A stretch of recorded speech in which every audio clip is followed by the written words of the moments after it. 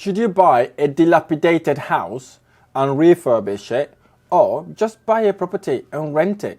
Which is best? Buy, refurbish and refinance, or buy to let, where you buy a property and rent it straight away. So in this video, I'm going to share with you what buy to let is and what buy, refurbish and refinance is, and what the benefits are buying properties this way. Before we get going, if you like this video or any of my videos, don't forget to hit the like button below, subscribe to my channel for more amazing tutorials. So there's so many people asking me these questions. Oh, Raheem, should I just buy a property and rent it straight away, or should I just kind of buy a dilapidated property, fix it and rent it? There's so many confusions out there, especially now we're hitting recession. People are worried about their money. People want to make money work a lot harder for them. So they're not really sure what it is or what they need to do, what the next step is. Well, in this video, I'm going to share with you what are the pros and cons, and what are the benefits of doing any of these strategies, and what these strategies are themselves. Okay, so you understand exactly what they are and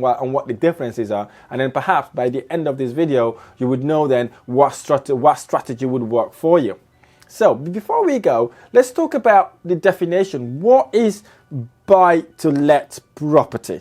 Okay, a buy to let property is a property that you as an investor would go out there and buy from an agent or from a landlord or from a motivated seller that doesn't require work, right? You buy the property, you don't need to do anything in it, and you can rent it straight away to tenant, okay? That's what we call a turnkey property, a property that you can pick the keys up, rent it straight away. So that's what buy to let is. That's what straight buy to let is. That's what we call turnkey. The other way of buying it is what we call buy, refurbish and refinance. This is when you buy a property, usually a property that is dilapidated or property that requires work. Okay, what do I mean by work? Property that requires renovation, right? Maybe you need a new kitchen, new bathroom, you need to kind of scheme the whole house, redo all the electric and plumbing works in that property, right? So basically that property need works to be done in it, right? So basically you want to kind of add value to the property. It may be adding an extra bedroom, a loft conversion, or maybe having a conservatory added into the property. So that's what we call buy to let. So the difference is you buy, refurbish and refinance property to fix it up, to force the value up, and with the buy to let, you just buy it and rent it straight away. You don't have to do any works there. That then begs the question to understand, which one should I do? Should I literally buy a property and fix it, or just buy a property and rent it? Or should I buy it, fix it, then deal with all these nightmare workers and having trouble with renovation works, etc., or just buying it and then renting?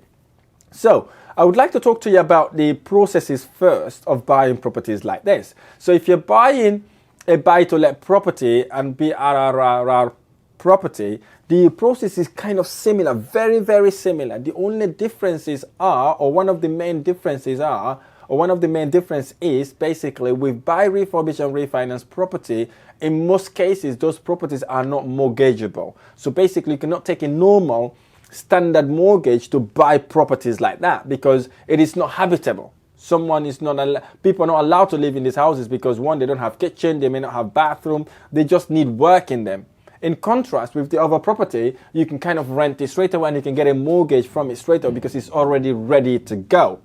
Okay, so what is the process basically? So let's start with the buy to let. So if you're getting a buy to let property, a turnkey property, you can see the property, you can negotiate if you want to negotiate, or you can buy it at market price. You could approach a lender or a mortgage broker that would help you find the best rate out there to get a normal mortgage. So it goes, your mortgage broker goes out there and look for a normal buy to let mortgage that allow you to buy the property and then rent it out, okay?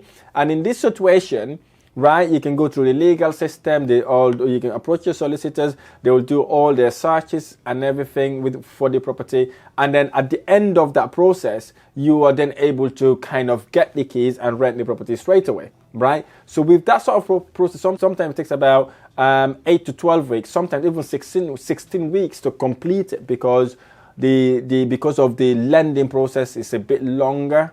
right? Because the bank would need to do all their due diligence in the property, due diligence on you, waiting for the searches and all that sort of thing to make sure that that property figures stack up before they would release the funds. And then obviously then once the funds are released, then you get the key. So that takes a bit of process basically in order for you to complete the deal.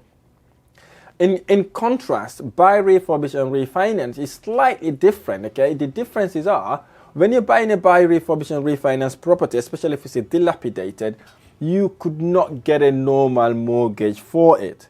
So what you could do in that situation is instead of approaching a normal buy-to-let lender, you can approach people that can lend you money on a short-term basis. So who are these people? They could be private investors, angel investors, and there are also private lenders that we call bridging loan lenders. The bridging loan lenders are people that can lend you the money quickly in order for you to be able to buy the property. The only difference is they're a bit expensive compared to a normal mortgage lender because they're only lending you money maybe for 12 or 24 months. So you are kind of tying within those 2 years to get that job done to add value to the property.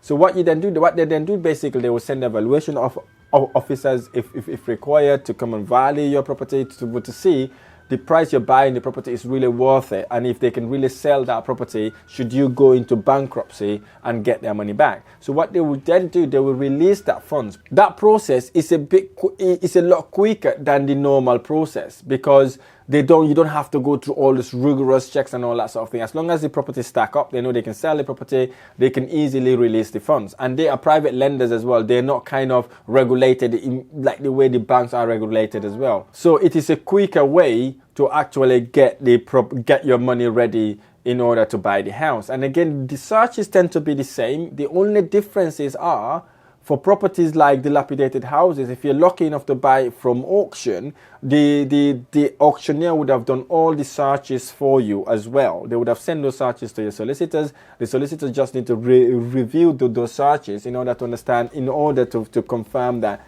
they are what they are, and then inform you, the buyer, what the kind of situation is with that property. So again, the buying process then continues becoming the same. Again, if it's a dilapidated property, it may take you 4 to 5 weeks if you're buying it from auction. If you're buying it as a normal property without from auction or from an agent, then it may take you about maybe 8 to 12 weeks as well. But the main differences are basically is the lender.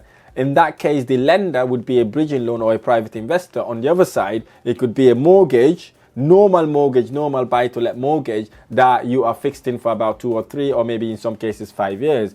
And the interest rate is significantly lower if you're not doing any work in the property because you're lending that money for a long period of time. So these are the key definitions and the differences, okay? Now, for buy-to-let property, you don't require any work. You buy the property today, put it on the market today and rent it the same day, okay? It doesn't require any works. In contrast, if it is a buy, refurbish and refinance property, maybe during the process, if you're a smart investor, you will be looking for builders. You need to look for builders, right? It could be a plasterer, plumber, electrician, carpenter, painter and decorator. So you need to get a team, right, to actually do whatever is required to be done in that property.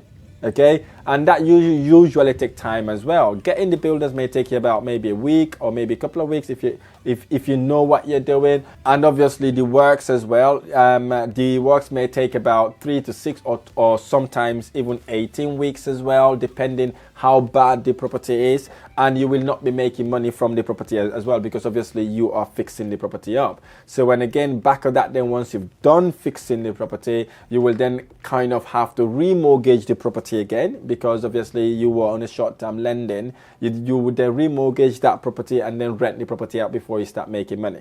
Make sense? So these are the two key differences. Buy to let, you can buy it, rent it straight away, you don't need to do any work in it. For buy, refurbish and refinance, because you're not making money from day one, you'd also be required to actually pay for holding costs like light, and heat, you've got the council tax to pay if you're not exempt from it, and all the holding costs basically is part of your renovation cost as well. So you may need to pay things like that. Whereas if it's a buy-to-let, you don't worry about that. You just rent it to a tenant right away, and then the tenant would be paying whatever bills they need to pay. Why purchase a buy, refurbish, and refinance property instead of a buy-to-let property? Well, with buy-to-let property, right, you can buy the property and rent it straight away, right? That's fine. That's not a problem at all, because that's what you're going to do with your buy, refurbish, and refinance property anyways. But the differences are, if you're buying a dilapidated property and you're fixing that, you're likely to have bought that property at discount in the first place, if you know what you're doing. So that property may worth about maybe £100,000, but because it's a dilapidated property, right, you may be able to buy it at discount, because basically there are not lots of people out there looking for properties like that. Okay, so if the property worth £100,000, you can go and negotiate and buy that property at £75,000 or £80,000. So what that means, basically, you would have discounted yourself 20% there, which is the 20,000 if you bought it at 20% below market value. So that means you would have bought that property at £80,000. So you would have made money from that point, right? And I'm talking about the value of the property at the current condition, not at the when you finish the works. Okay, so that's what we call you buying the property and making money from day one. Okay, so the next thing that you need to look at once you've got that discount is how much this property would worth after you've done the work. Very important for you to know that, because that is the key differences. Okay, so you want to know then, suppose you buy that property at £80,000, and if you finish that property, you can actually force the appreciation to that property to be maybe £140,000, for example. So what that means, basically, you have about £60,000 cushion, right? You have £60,000 cushion within that property to kind of spend, basically. Suppose then you buy that property at £80,000, you spend about £20,000 to kind of fix the property, right? So you fix the property with £20,000, and then you fix the property, done all the works again, then you're now moving from a bridging loan to a buy-to-let mortgage on a normal mortgage, and you're going to rent that property out. The new lender would come and value that property at £140,000. Suppose now you've done the works, right, and that property now is being valued at £140,000. So what you then do, then you go to the new lender and remortgage that property for at £140,000. The bank will lend you, the normal lender will lend you 75% of the new value, right? If the new value is £140,000, the bank will lend you 75% of the £140,000, which is £105,000. Right? So that £105,000 is what the bank will lend you, and they will pay that money to your solicitors. Okay? So that money goes to your solicitor, assuming everything went well, you've done the works, the valuation went well, and they've accepted that they will lend you the money. So that is the money they would pay to your solicitors, right? So what your solicitor would do then, basically, is your solicitor will pay your existing loan. The existing loan would have been 75% of the £80,000 you've bought that property, right? Which would have been £60,000. So what they would do then, you would pay that loan back to your bridging loan company, okay, with whatever interest it is, okay? So you pay that back. So what then happened, basically, the remaining money, right, is what then you use to pay back for your deposit. The deposit you would have already put down, which was 25% of the 80,000, which would have been £20,000. So you pay yourself back that money, and you would have also spent about £20,000 in your renovation works and all the other legal costs there. Okay, so that would have been £20,000. But you pay yourself that £20,000, and maybe your interest rate, mortgage cost, all of that sum up to about £5,000. So you pay that £5,000 back. So what that means then, basically, you've bought a property at £80,000, you've renovated, you've forced the value significantly, you're able to pay your bridging loan back, you're able to pay yourself the 20% you've put down to buy the property in the first place. You've been able to pay back for your renovation, because if you lend that money to someone else, if you use that money yourself, if it's yours, you've actually been able to pay that money back to you, And obviously all the interest and all the legal costs, you would have paid £5,000, you would have paid that money back. So what this would have meant, basically, you would have been able to recycle all your money out. You would have been able to pull all your money out, right, without leaving anything in, right? And plus, you'd get yourself a house. Very important, because that's one of the reasons why people do buy, refurbish, and refinance. You go through all these things, right, because you know at the end of it, you'll be able to recycle your money, right? Because if you recycle that money, right, you would go again buy another property, you do exactly the same thing. You can go again buy another property, do exactly the same thing. So you will use the same money to kind of build your property portfolio rapidly, right? Without running out of money, if you know what you're doing, right? You could literally do it. That is a strategy I'm very good at. That's how I've been able to build my property portfolio. Because at the beginning, I didn't have money to kind of sit around. So what I do, I find a property I can force value into, recycle that money, and then move on to another one. In contrast, if you buy a straight buy-to-let property, that property worth, let's say, £100,000, so your £25,000 deposit, is 25%, would have literally stayed in the property. So that money gets stuck. Basically, it's not going anywhere. So you'd have to wait for maybe 3 to 5 years in order to remortgage to pull that £25,000 out. So basically, your money has tied in. So if you haven't got lots of money to invest, you can only buy one property.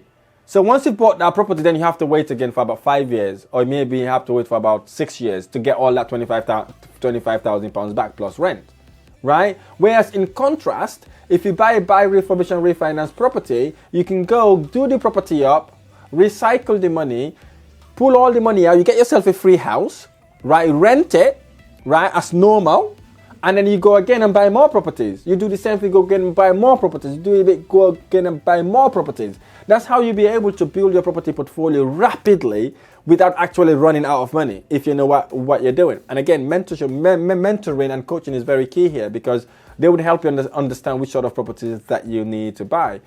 Key importance here, right? Very important. Write this down. If the money you're leaving in the deal is less than the deposit that you would have lived to buy a normal buy-to-let property, it's better to buy a refurbish, or refinance property. Suppose you were going to leave £25,000 in a straight buy-to-let turnkey property versus a property that you would have bought. You've recycled all your renovation works, you got that, you've paid all your legal fees and all your interest. But when it comes to the money left in, you'll not be able to pull all the money out, right? Suppose it's £25,000 we're talking about here. You're able to pull all the money out apart from £10,000, right? So what that means basically, versus buy-to-let, is if it's buy-to-let, you've tied in the £25,000. If it was buy, refurbish, refinance, you would have only tied in £10,000 because you would have got the £15,000 back. Right? So you would have only tied in the £10,000. That way, to me, it makes more financial sense to tie in £10,000 instead of £15,000. So for me, as long the money I'm leaving into a deal is less than the deposit I would have put down to buy a property, I'd rather do the buy, refurbish, and refinance method, because that allows me to pull my renovation cost. It allows me to pay my interest. It allows me to pull some of my deposit out so I can go again. So if I need money, I don't need £25,000 anymore to put down. I would only need £10,000. Someone can borrow me £10,000. Add that in again. You go again. Add that in, go again. So which means that you can do that multiple of times before you run out of money. Again, if you know what you're doing, you could hardly run out of money. But that's how I've built my property portfolio. I take a 3-bedroom house, convert it into a flat, convert it into a HMO, or maybe add an extra bedroom, couple of bedrooms, or have a conservatory to force the appreciation so I can pull my money out, right? In most cases, I pull all my money out. In some cases where I do not pull all my money out, maybe I leave about 5% in. 5% in I know is good, because I know in about a couple of years or so, or maybe about a year or so, I would have collected that as rent anyways. So these are the key differences, right? If the deposit you're living in the deal is going to get tied up for about a few years, it's better to do the buy, refurbish, and refinance. Then you'll be able to recycle your money. However, if the buy, refurbish, and refinance is going to tie more money than the deposit in, suppose your deposit is £25,000 and the money you're leaving in the deal is £30,000, it's not worth going through that hustle, right? It doesn't worth going through that hustle because you're living over your deposit in. So it doesn't make financial sense. So what you could do then, you could rather buy a straight buy to let property instead of going through getting builders, doing all this mess, only to find out you're not going to pull all your deposit back out. So if the money you're living in would be more than your deposit, it's better to do a buy to let property without doing any works and then rent it straight away. But if you are only going to leave less than your deposit, it's worth doing the buy, refurbish, and refinance. And that's the strategy I like. I love it because it's exciting, lots of opportunity. You can force value to the property. You can change the use of the property, and that's what makes you a millionaire. Basically, that's what makes you a multi-millionaire, because you'd always have money to kind of roll over to buy another property until you become a property millionaire. And the reason why I like buy, refurbish, and refinance also is because, I know I may be a bit biased here, is because you got less competition in buying the property, because not everybody wants to buy, refurbish, and refinance property, especially if the property needs lots of work. It puts off people of buying it, right? That then puts you in a better position to negotiate and get the property at discount. Very important for you to know that, because if you know there's less competition, then you can go and put the offer. You can say, listen, this is my offer, take it or leave it, and your offer is likely to be accepted. In contrast, if you're buying a turnkey property, which is a normal buy to let without doing any works, you're not just competing with normal investors, you're also competing with home buyers. Because home buyers are interested in buying properties like that. So you're likely to either buy the property at market rate or over market rate, because there's too much competition, lots of competition.